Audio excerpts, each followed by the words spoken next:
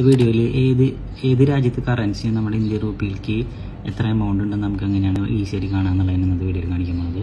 അതിനായിട്ട് Google Chrome open ആക്കിയതിന് ശേഷം കറൻസി കൺവേർട്ട് എന്ന് ടൈപ്പ് ചെയ്യാം. അപ്പോൾ തന്നെ ഓൾറെഡി ഈ സൈറ്റ് ഓപ്പൺ ആയിട്ടുണ്ട്. ഇതിൽ ഇവിടെ നമുക്ക് ഡോളർ എന്നുള്ളിടത്ത് ഏതാണ് നമുക്ക് ആവശ്യം അത് സെലക്ട് ചെയ്യാം. ഡോളർ, ഇപ്പോൾ ഞാൻ ഡോളറാണ് സെലക്ട് ചെയ്തത്. ഒരു ഡോളർ എത്ര ഇന്ത്യൻ റുപ്പിയാണെന്നാണ് നോക്കാൻ പോകുന്നത്. ഇവിടെ നമുക്ക് ഒന്ന് ടൈപ്പ് ചെയ്യാം. ഒരു ഡോളർ ദിർഹംസിലേക്ക് കൺവേർട്ട് ചെയ്യുമ്പോൾ 3.67 ആണ്.